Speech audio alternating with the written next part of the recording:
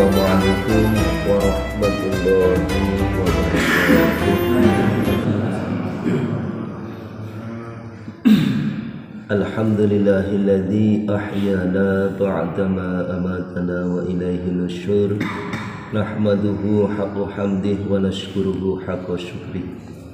Jamaah subuh yang dimuliakan Allah Ta'ala, ketika kita tidur, kita diikat oleh setan dengan 3 ikatan. Ketika kita tidur, maka kita diikat 3 ikatan oleh setan, sehingga kita terasa berat untuk bisa bangun pagi karena ada 3 ikatan itu.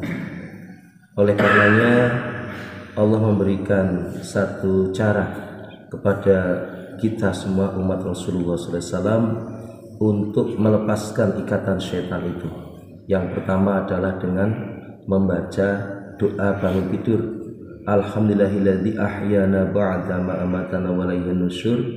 Kemudian yang kedua dengan berwudu, dan yang ketiga dengan sholat sunnah, yaitu dengan sholat tahajud ataupun sholat taubat ataupun sholat sunnah yang lain.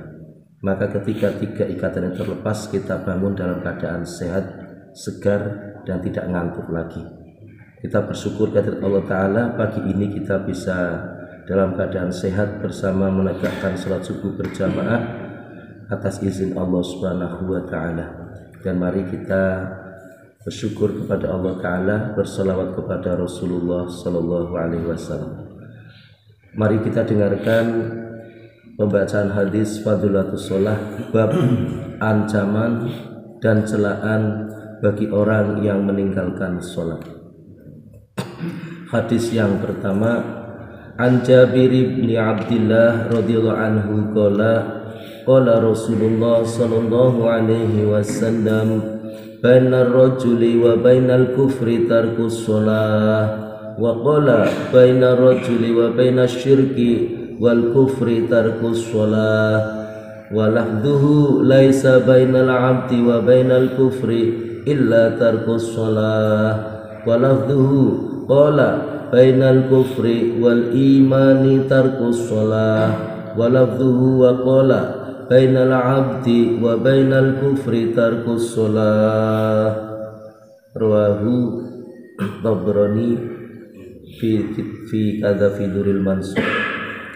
Dari Jabir bin Abdullah radhiyallahu anhu berkata, Rasulullah sallallahu alaihi wasallam bersabda, pembeda antara seorang dengan kekufuran adalah meninggalkan sholat. Hadis dari Ahmad dan Muslim. Dan sabda lainnya, pembeda antara seseorang dengan kekufuran dan syirik adalah meninggalkan sholat. Hadis riwayat Abu Dawud dan Nasai. Dengan lafaz yang lain, tiada pembeda antara seorang hamba dengan kekufuran kecuali meninggalkan sholat. Sedangkan lafaz Tirmidzi, di antara kekufuran dan keimanan adalah meninggalkan sholat.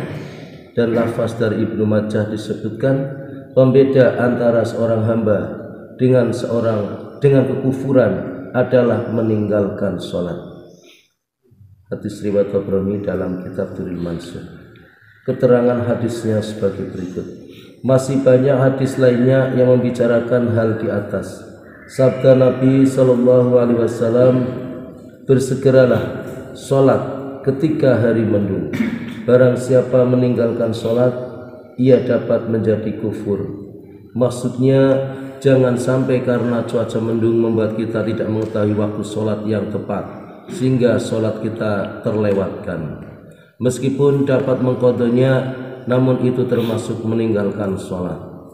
Betapa keras sabda Rasulullah Sallallahu Alaihi Wasallam, sehingga beliau berfatwa bahwa orang yang meninggalkan sholat jatuh dalam kekufuran.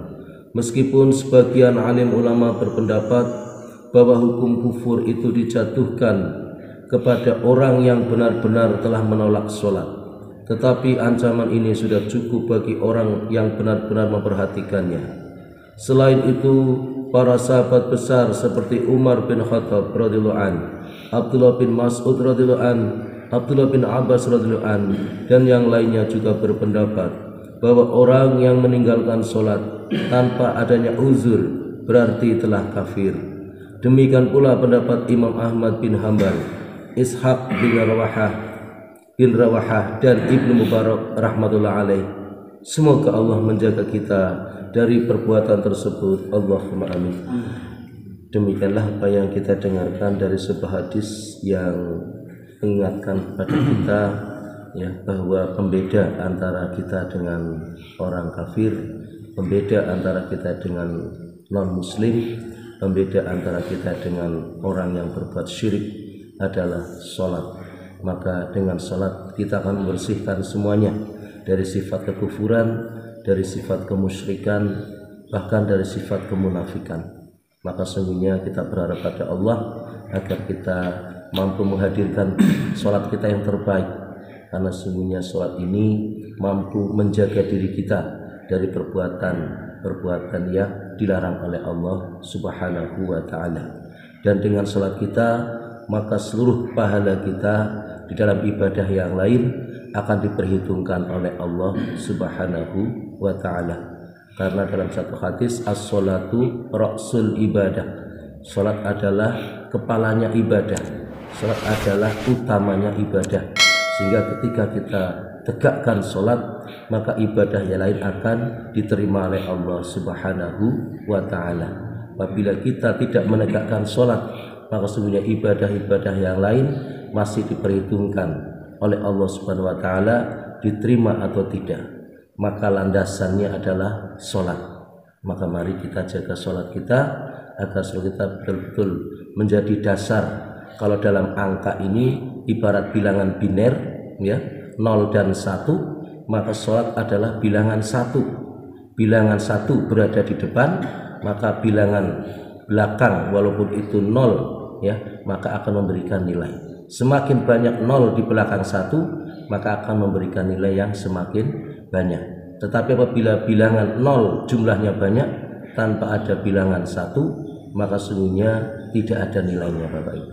Maka mari kita berharap pada Allah akan mendapatkan nilai di hadapan Allah dengan ibadah kita sebagai bekal menghadap Allah untuk membeli surganya Allah Ta'ala dalam tanda petik agar kita mendapatkan kebahagiaan yang abadi. Maka mari kita tegakkan sholat, ajak keluarga kita dan lingkungan kita insyaallah. Demikian, dan mari kita tutup bersama dengan doa kafaratul majlis. Subhanallah wa bihamdi, subhanakallahumma wa bihamdika, asyhadu an la ilaha illa anta, astaghfiruka wa atubu ilaik. Assalamualaikum warahmatullahi wabarakatuh. Waalaikumsalam.